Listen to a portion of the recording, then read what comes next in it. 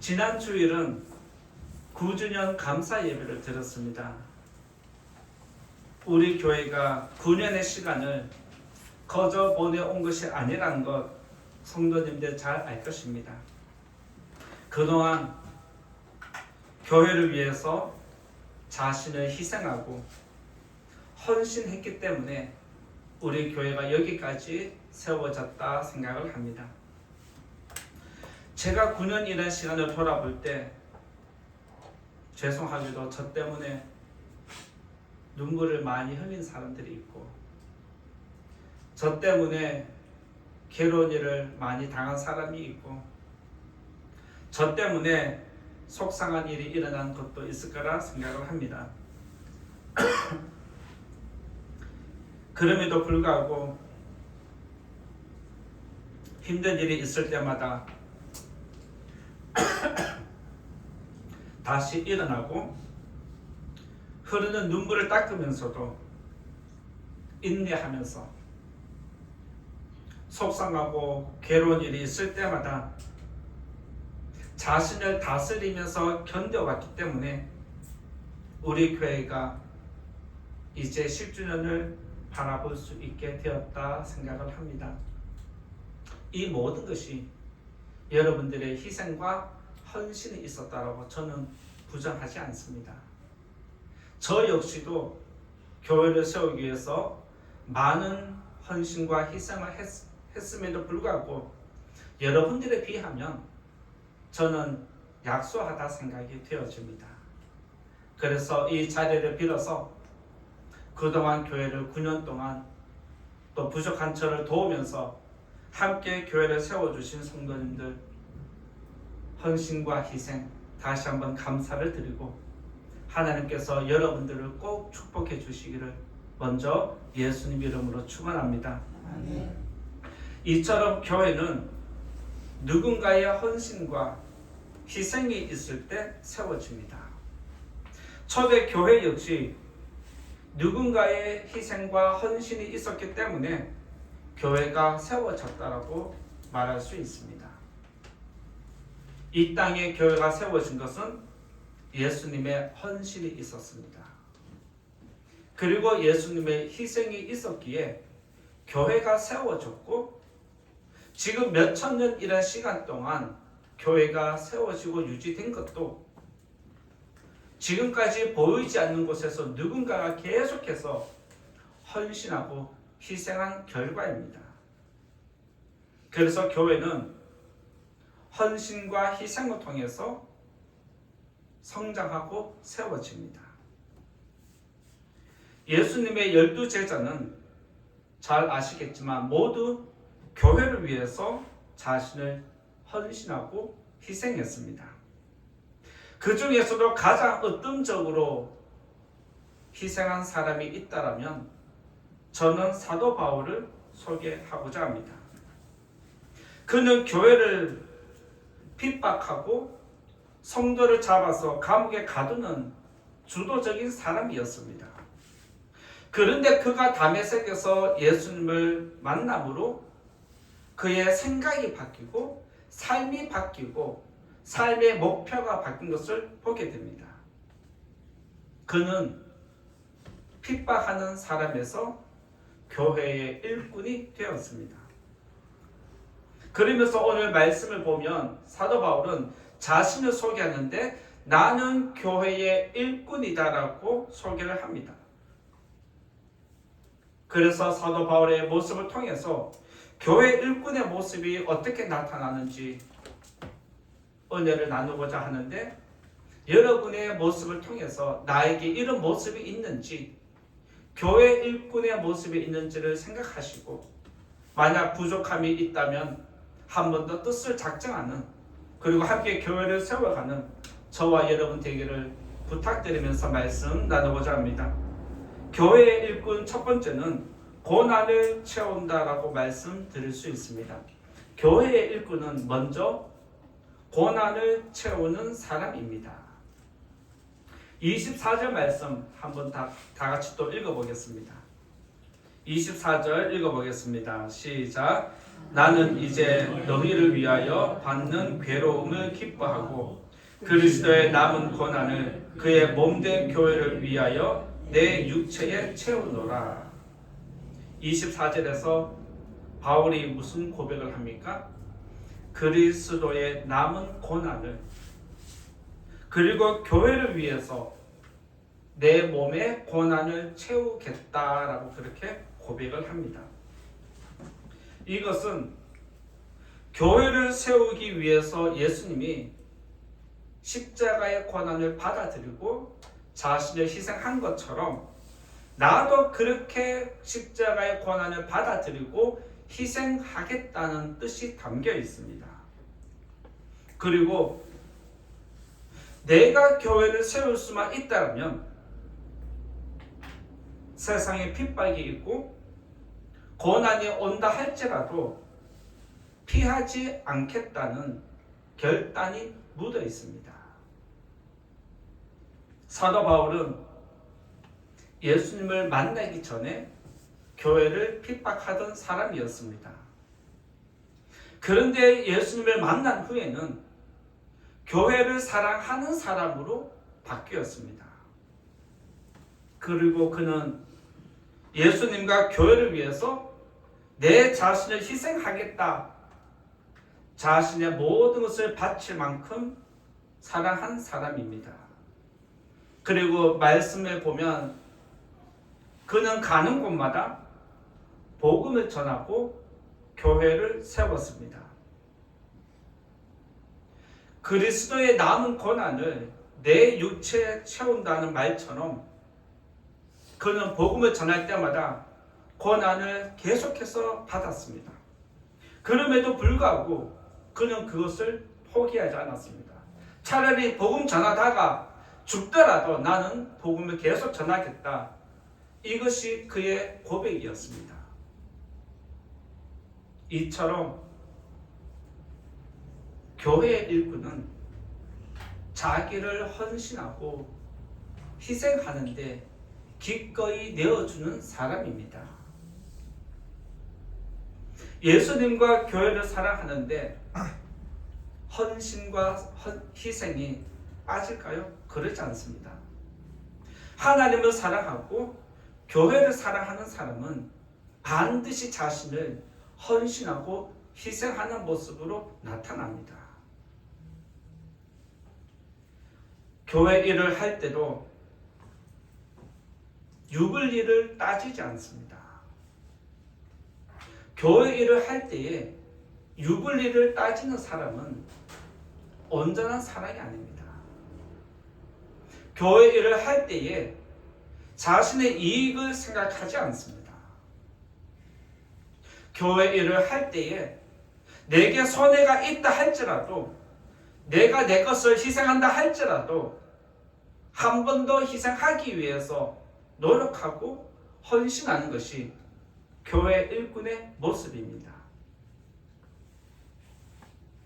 잘 아시겠지만 안타깝게도 요즘은 교회 일을 하려는 사람보다 교회 일을 피하려는 사람이 많습니다.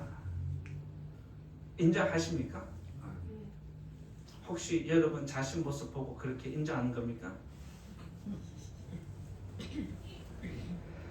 많은 성도들이 큰 교회, 대형 교회를 찾아갑니다. 왜요? 서비스가 좋아서. 우리는 어디 가더라도 서비스를 받는데 익숙해져 있습니다. 학교를 가도 병원을 가도 버스를 타도 뭘 해도 어디를 가도 여러분들 가는 곳곳마다 일터에도 친절한 서비스는 요즘 기본입니다. 거기에 우리가 너무 익숙해져 있다 보니까 믿음 생활조차도 서비스가 좋은 교회를 찾아갑니다. 서비스가 좋다는 건 무슨 말일까요? 내가 원하는 것을 충족시켜 줄 수 있는 환경이 내가 원하는 것을 잘 갖추어 놓은 교회를 의미합니다. 그러다 보니 어느 순간 한국 교회는 서비스 받는 데 익숙해지고 다른 사람을 섬기는 데 인색해졌습니다. 다른 사람을 섬기는데 불편하고 어쩔 때는 다른 사람이 하면 했지 내가 왜 하느냐 이런 말을 하는 분도 의외로 또 있습니다. 때로는 교회가 헌신을 요구할 때, 섬김을 요구할 때 핑계를 대고 도망가는 사람들이 많이 있습니다. 피하면 감사한데 오히려 강하게 거부하는 모습도 있는 것이 사실입니다. 한국 교회의 성도가 줄어드는 것 아마 잘 아실 겁니다. 그런데 여기서 많은 목회자들이 안타까워하는 것은 성도가 줄어드는 것도 안타깝지만 그 중에서도 있는 성도들 가운데서도 섬기려고 하는 사람이 더 없다는 사실입니다. 이젠 대접만 받으려고 하지 섬기려고 하지 않는 모습이 한국 교회에 지금 자리를 잡았습니다. 이것이 지금 한국 교회의 현실인데 이쯤에서 여러분들에게 질문을 하나 드리고자 합니다. 믿음 생활하는 성도에게 헌신이 없고 희생이 없다면 그 믿음은 진짜라 생각하십니까? 가짜라 생각하십니까?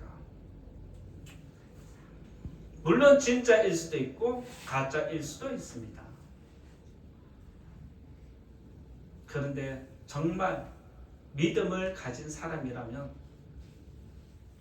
행함으로 나타내지 않겠습니까? 야고보는 믿음은 행함으로 나타난다라고 했고 믿음이 있는데 행함이 없는 것은 죽은 것이다 라고 그렇게 단언을 했습니다. 따라서 믿음이 있다라면 대접받는 데 익숙할 것이 아니라 섬기는 데 익숙한 교회와 성도가 되어야 합니다. 아멘. 희생과 헌신이 없다면 믿음은 말뿐이고 사랑은 능력이 나타나지 않습니다. 여러분이 그리스도인으로서 세상 가운데 나는 믿음의 사람이고 예배하는 사람이고 그렇게 얘기를 아무리 해도 다른 사람을 섬겨주지 않고 나를 희생하지 않고 헌신하지 않으면 능력은 나타나지 않습니다. 우리가 복음을 전해도 능력이 나타나지 않는 것, 그들이 교회로 찾아오지 않는 것도 이런 능력이 없기 때문입니다.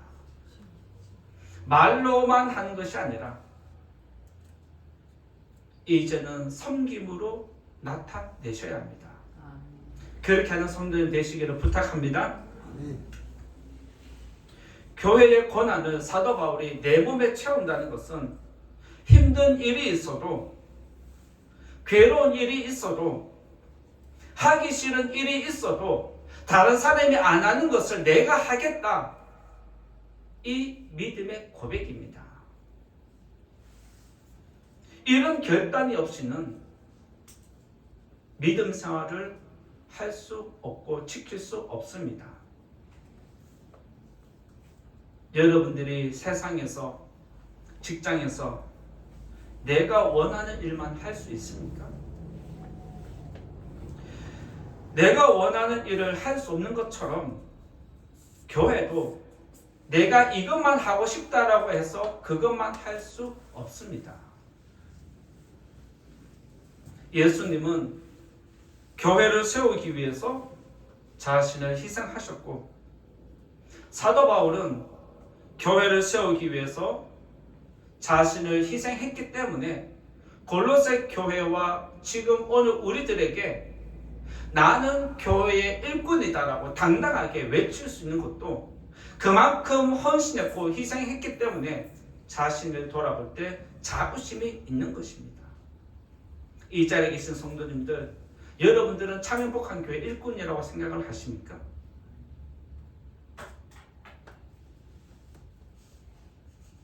이것이 우리에게 있어야 합니다.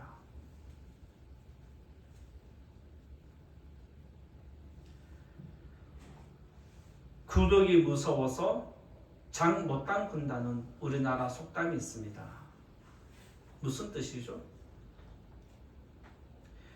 어떤 일을 할 때 작은 일도 어려움도 방해하는 일도 일어날 수 있는데 그것을 극복해서 이겨내면서 이를 끝까지 완수하는 것이 바로 이 속담에 담긴 의미입니다. 교회를 지키고 믿음을 지키려면 여러분 자신을 희생해야 합니다.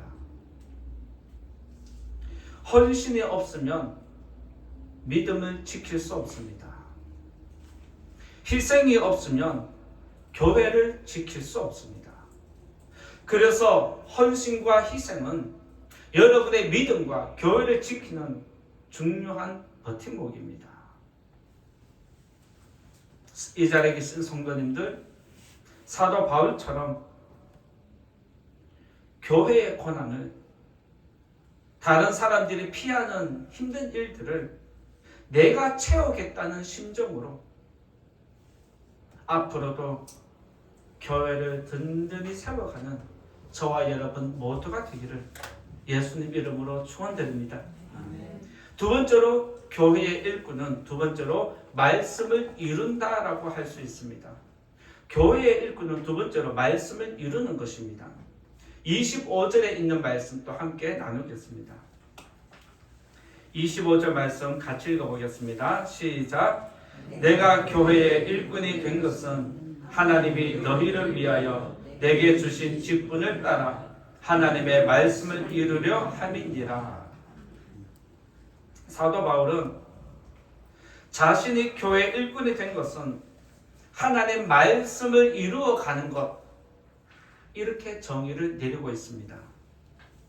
여기서 그가 말한 하나님 말씀을 이루는 것은 교회를 통해서 이방인까지 구원하겠다라는 하나님의 작정과 거룩한 뜻을 의미합니다. 하나님은 구약 성경에서부터 아브라함을 부르실 때에 너의 후손을 하늘의 별과 같이 많게 하겠다 약속하셨습니다.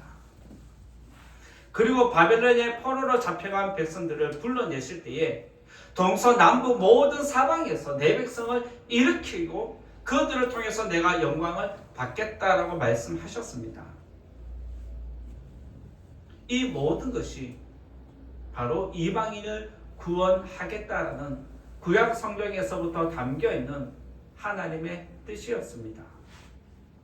그리고 또 예수님은 이 땅에 오셔서 사역하실 때에 이스라엘 백성들을 구원하기도 했지만 때로는 의도적으로 이스라엘 백성이 그건 아니지 않냐 할 정도로 의도적으로 예수님은 이방인에게 구원을 베푸셨고 이방인이 사는 동네까지 들어가셔서 그 땅의 백성들을 하나님의 백성으로 구원하셨습니다. 사도 바울은 로마서 11장 13절에서 내가 이방인의 사도가 된 것을 내 직분을 영광스럽게 여긴다라고 그는 고백을 했습니다. 사도 바울은 자기가 자신을 돌아볼 때 내 사명은 하나님 말씀을 이루는 것인데 그것이 곧 이방인까지 구원하는 것, 이방인을 구원하는 도구로 내가 사용되는 것, 이것을 믿고 확신했습니다. 그래서 사도 바울은 오늘 말씀에서 하나님의 말씀을 이루기 위해서 나는 교회 일꾼이 되었다라고 고백을 하는 것입니다. 바울은 구약 성경 전체를 이해하고 있는 사람입니다. 그리고 그 안에서 예수님을 만나니까 보이지 않고 깨닫지 못한 것들이 보이기 시작하고 깨달아지기 시작했다는 겁니다. 그래서 그는 말씀을 이루기 위해서, 하나님의 뜻을 이루기 위해서 가는 곳마다 예수를 전하는 사람이 되었습니다. 바울이 가는 곳마다 복음을 전하고 교회를 세웠는데 최대한 많은 사람들에게 복음을 전하는 것이 그의 사명이었습니다. 그래서 그는 로마 황제 앞에 가서 죽을지언정 계속해서 복음을 전하는 사역을 감당했습니다. 하나님은 바울을 이방인의 도구로 세우신 것처럼 저와 여러분들도 오늘 이 자리에 부른 이유가 있을 겁니다. 저와 여러분들은 이 자리에 세우신 이유가 있을 텐데 그 이유가 무엇일까요? 여러분이 하나님의 뜻을 깨달아 알아가는 믿음의 성도님 되기를 축복합니다. 바울이 이방인에게 내가 하나님의 말씀을 전하는 모든 목적은 예수님이다라고 하면서 덧붙이는 말이 오늘 26절과 27절에 보면 매 구절마다 뭐라고 사도 바울이 반복하냐면 이 비밀은 이라고 고백을 합니다. 26절 서두에 보면 이 비밀은 이라고 하면서 비밀을 이야기합니다. 그리고 27절 앞부분에 보면 이 비밀의 영광이 이방인 가운데 나타났다라고 밝히면서 마지막으로 끝에 보면 이 비밀은 너희 안에 있는 예수다라고 정확하게 이야기를 해줍니다. 지금까지 구약 성경에 감추어졌던 비밀이 이제 예수님을 통해서 비밀이 밝혀졌다는 것을 이야기합니다. 당시에 이스라엘 백성은 사후 세계를 믿고 심판을 믿는 백성이었습니다.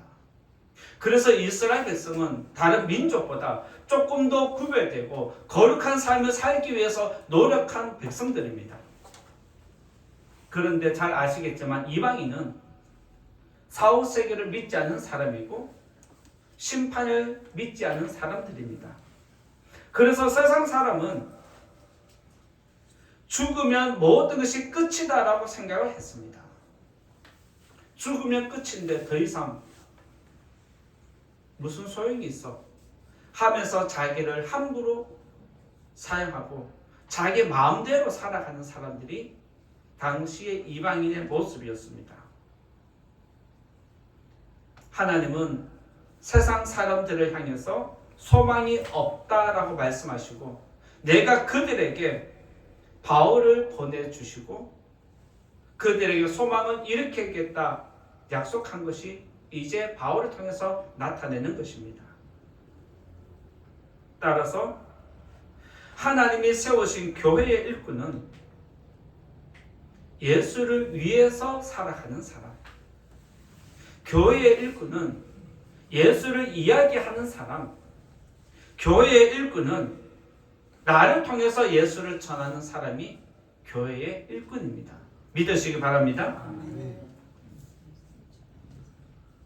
우리를 통해서 지금까지 교회가 든든히 세워진 것처럼 우리 교회를 통해서 예수님의 이름이 더 멀리 퍼져가는 성도님 삶 속에서 예수의 이름이 더 퍼져가는 거룩한 은혜가 일어나기를 예수님 이름으로 축원드립니다. 아멘. 세 번째로 말씀드리고자 하는 것은 교회의 일꾼은 세 번째로 성령을 따라 행한다라고 말씀드릴 수 있습니다. 교회의 일꾼은 세 번째로 성령을 따라 행하는 사람입니다. 29절 말씀 한번 또 같이 읽어보겠습니다. 29절 말씀 같이 읽어봅니다. 시작. 이를 위하여 나도 내 속에서 능력으로 역사하시는 이의 역사를 따라 힘을 다하여 수고하노라. 사도 바울은 한계를 뛰어넘은 사람입니다.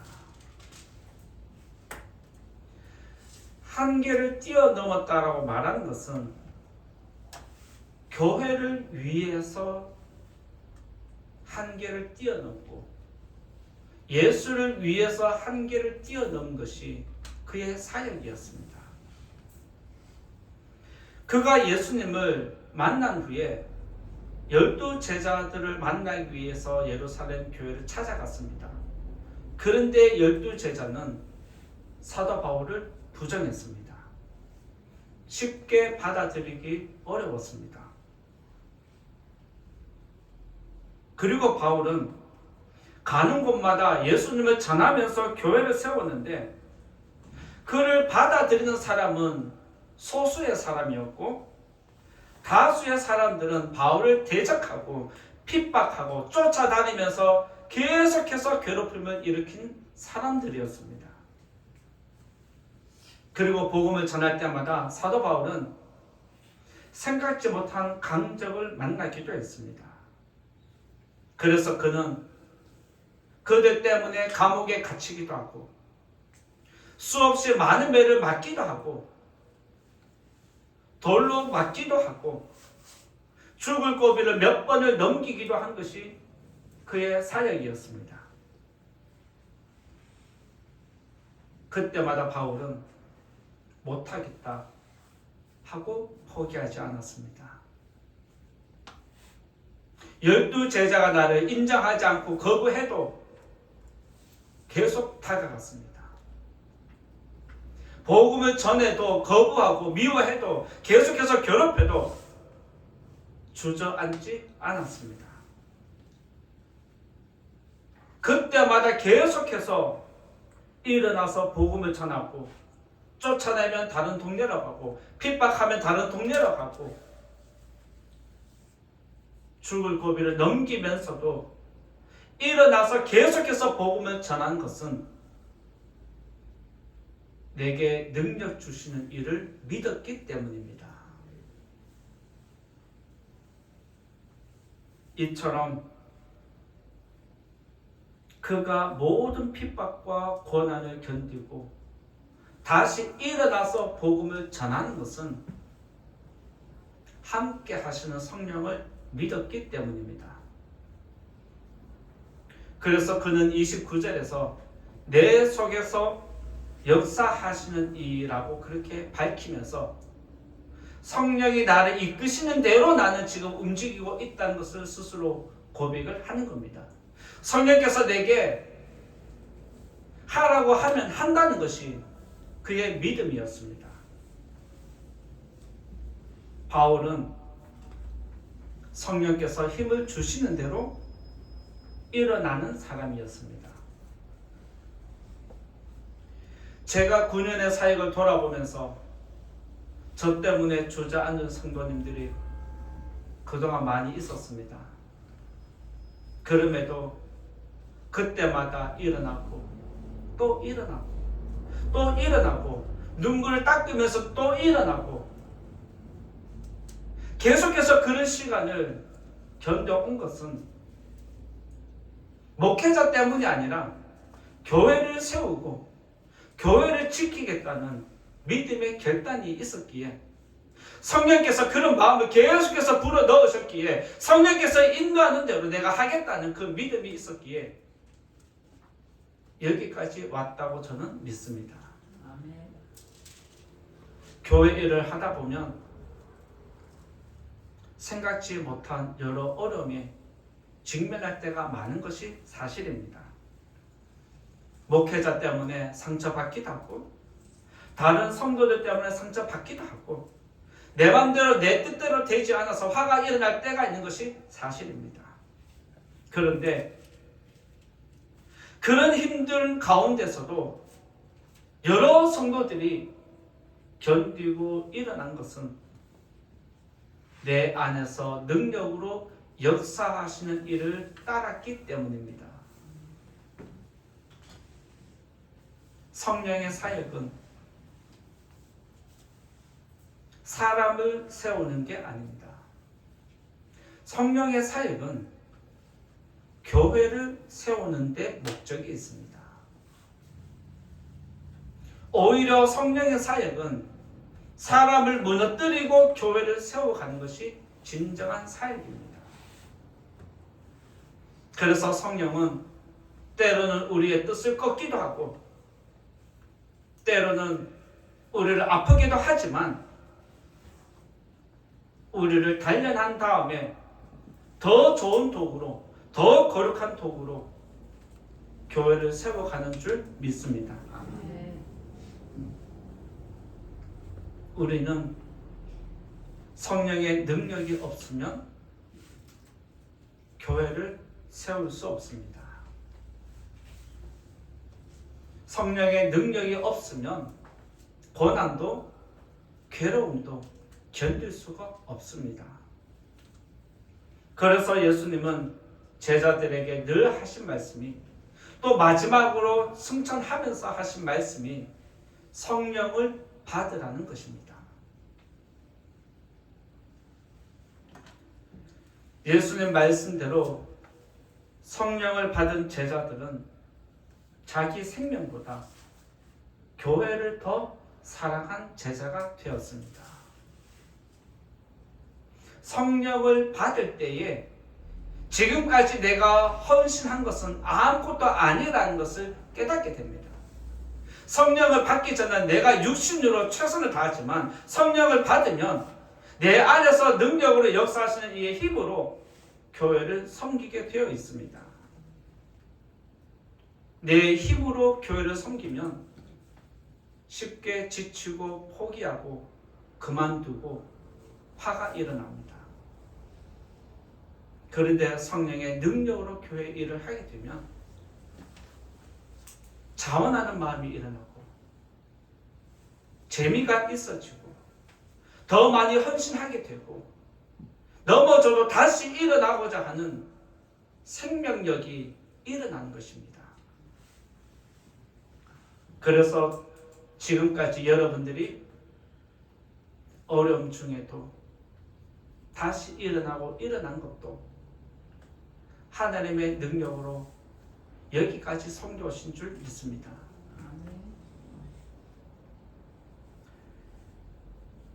제자들은 교회를 위해서 헌신하고 희생했을 때 교회를 세웠습니다.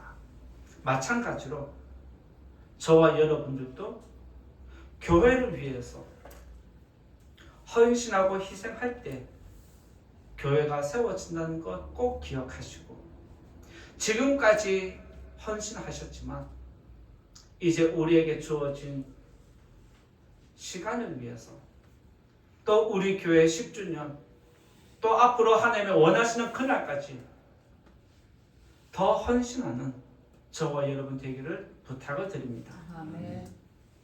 성령의 능력으로 교회를 사랑하시고 성령의 능력으로 교회를 세우는 우리 모든 성도님들고 우리 교회 일꾼이 많아지기를 예수님 이름으로 축원드립니다. 아멘. 이제 결론의 말씀 드리고자 합니다. 결론의 말씀으로 25절을 나누고자 하는데 25절 같이 읽어보겠습니다. 22절, 25절 같이 읽어보겠습니다. 시작. 내가 교회의 일꾼이 된 것은 하나님이 너희를 위하여 내게 주신 직분을 따라 하나님의 말씀을 이루려 함이니라. 이 말씀 그대로 믿으시기 바랍니다. 이 말씀 그대로 순종하시기 바랍니다. 교회의 일꾼은 그리스도의 남은 고난을 교회를 위해서 내 육체에 채운다라고 했습니다. 성령의 능력은 우리가 교회를 더 잘 섬기도록 능력을 주십니다. 그리고 우리가 믿음 생활을 포기하지 않도록, 교회를 섬기다가 상처받고 힘든 일이 있어도 주저하지 않도록 계속해서 용기를 일으켜 주는 것이 성령의 능력입니다. 성령의 능력으로 교회를 섬기는 일꾼이 되시고 영광의 소망을 바라보는 저와 여러분 되기를 바랍니다. 아멘. 성령의 능력으로 다시 일어나서 교회를 힘있게 세우는 저와 여러분 우리 모두가 되기를 예수님 이름으로 축원드립니다. 말씀 생각하면서 같이 기도하겠습니다. 교회의 일꾼은 고난을 채우고 말씀을 이룬다라고 했습니다. 그리고 성령을 따라 행하는 것이 교회의